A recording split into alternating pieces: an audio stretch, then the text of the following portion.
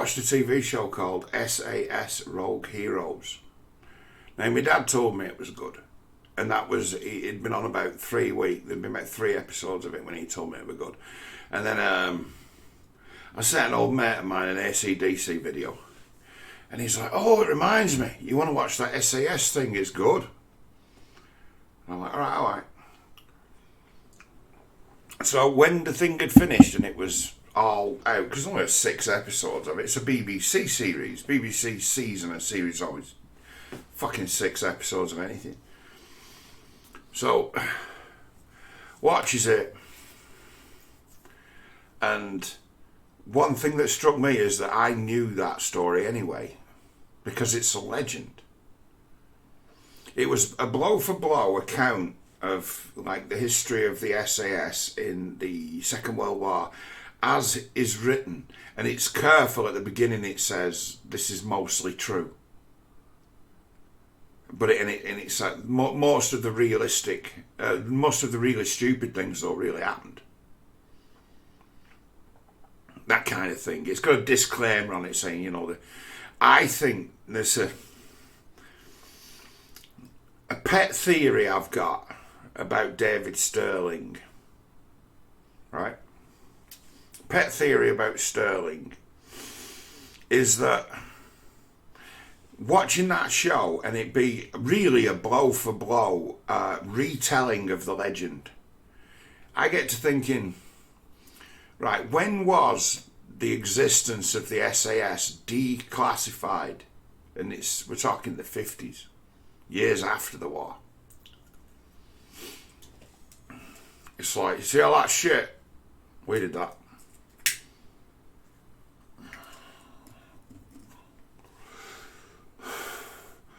The only thing I know to be absolutely true about that David Sterling adventure is that he was captured and he did end up in Colditz. Although could that not be seen also to be possibly a contrivance as to where Colditz Castle,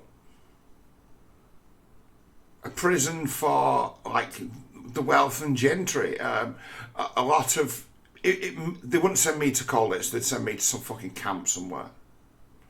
But they'd send David Sterling to Colditz because he's one of the poshest people in the country.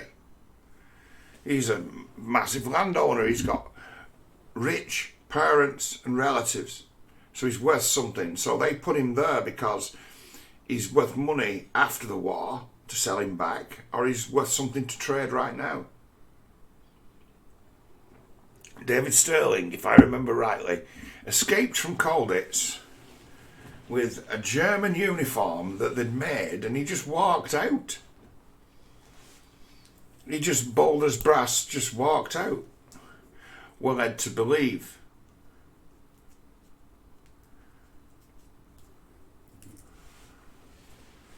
Oh, really? Like Erin Eve and David Sterling escaping from Colditz. Oh, okay.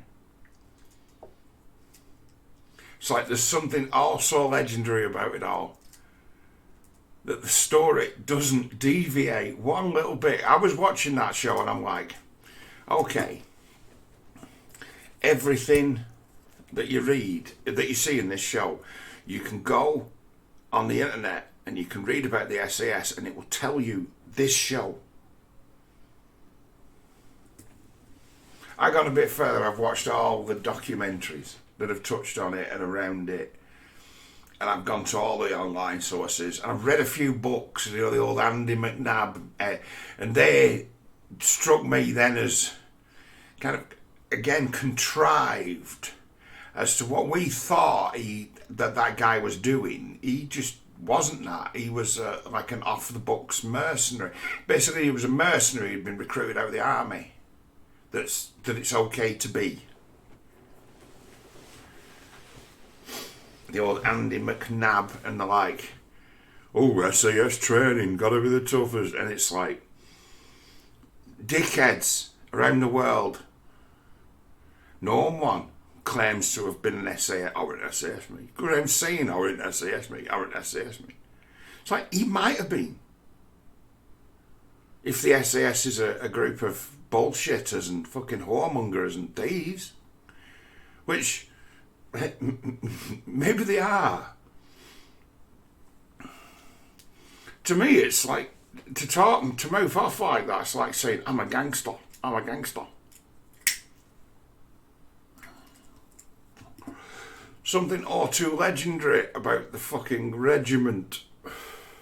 Whereas in that show points to what I think the SAS actually is, or was. A fiction. They'd managed to create an army in paperwork and signals.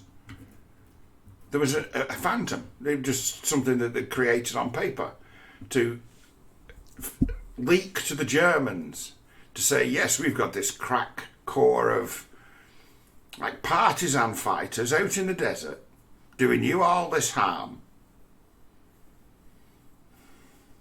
I don't think they ever got the peg off the page where the story goes in that show, doesn't it? That they were fiction made fact by Sterling and his men. And I'm like, nah. It's like, maybe those guys did go out into the desert, but maybe nothing happened. Maybe Sterling got captured and maybe Sterling was a spy and imprinted or told the legend of his unit to the Germans, making him what would be what they call a counterintelligence agent, an agent at large, right? You know, the agent at large, like James Bond, does serve a purpose. To capture him is to allow him to interrogate you. He's a counterintelligence agent. He's not a spy. He's not operating in secret. He's operating in the open as a spy. So it's my thought is that David Sterling is actually a master counterintelligence spy. So you send him out to be captured. You send him out to be roughed up. You send him out to be tortured. You send him out to be... It's like you can't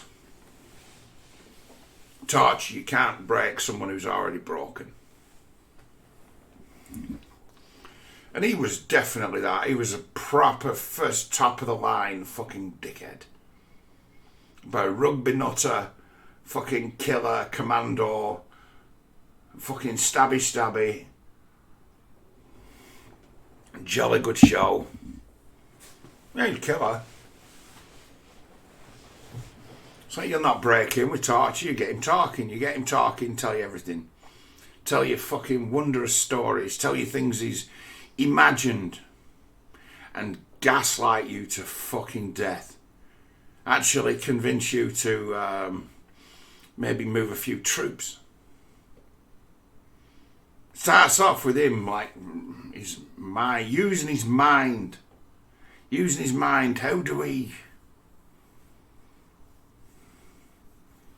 How do we like liberate Tripoli? How do we break that siege? We haven't got enough fuel. We've fucked it up. We didn't get there in time to reinforce them. What do we do? And he's using his mind. And the best thing he could have done would be to get captured by the Germans and tell the Germans, you've got a fucking bigger problem than that. What's that then? The British are looking to strike behind enemy lines with a force of like savage Irish dogs, common folk from the Mersey and the Thames and the Tyne, and they're going to come along and they're going to slit your throats in the dead of night, sir.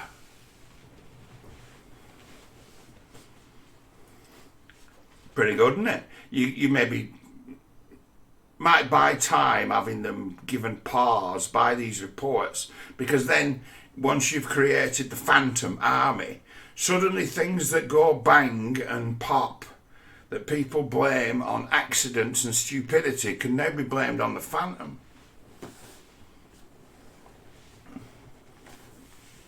I think they sold them the phantom and that's all they were, and the story that they tell was concocted miles after the war. It's just what I think.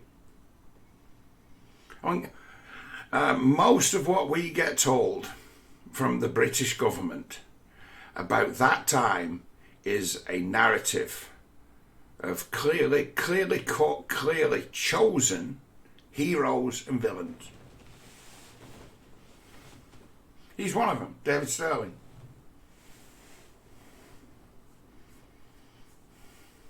He's one of an old boy set that I don't think exists anymore, but once upon a time would have done anything to sort of save this, what they believe to be England, their way of life.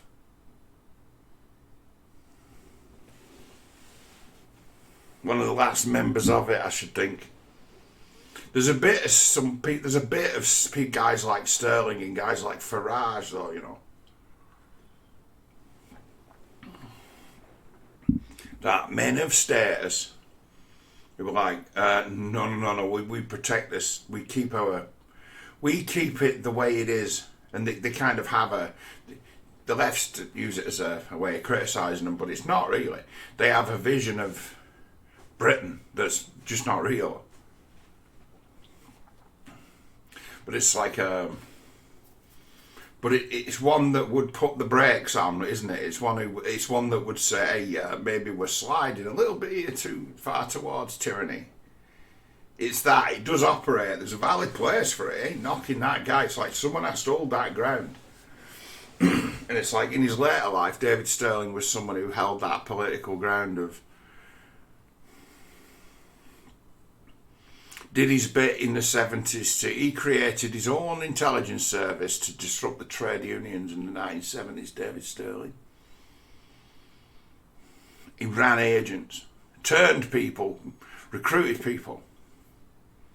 He would recruit, basically, from what I can gather, or what I can find, people who were just obnoxious fucking pains in the arse. Just found people, it's like, what a despicable cunt you are, and went, you'll do, get in here, muddy the fucking water. I think you're looking there at an unofficial spook and handler, and likely someone who was at large working for the ostensible establishment as the real order, not the government.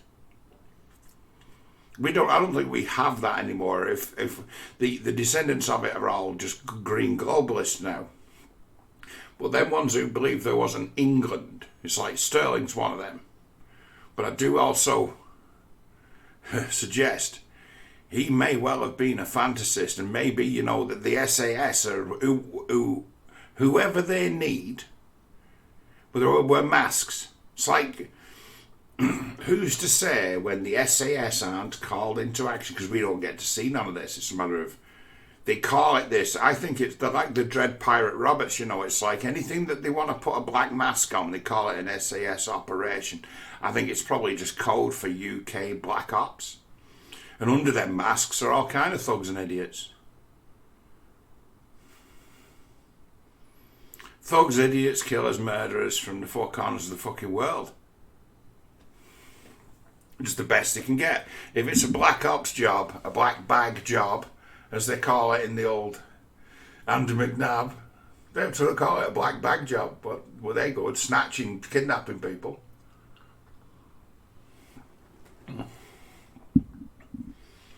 Like the fucking SAS, the Dread Pirate Roberts of British Black Ops. And say, oh, the SAS.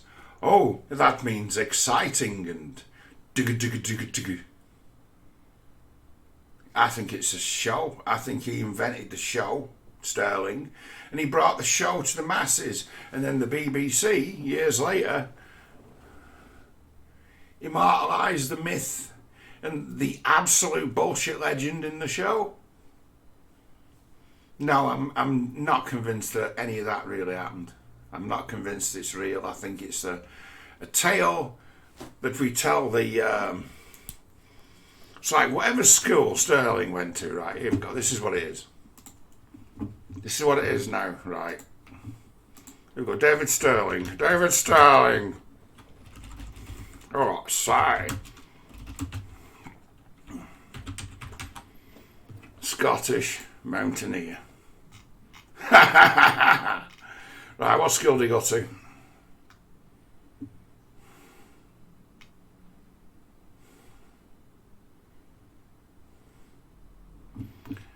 Command held.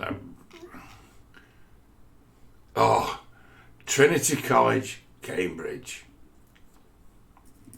That's what he's about now. The founder of the SAS, the great David Starling, once upon a time,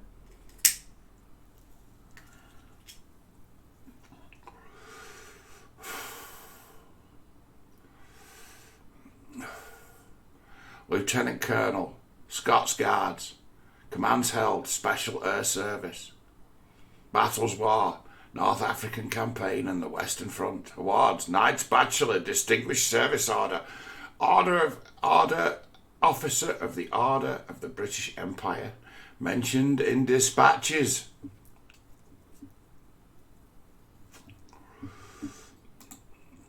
I think he was a spy and a crackpot and a genius all at the same time.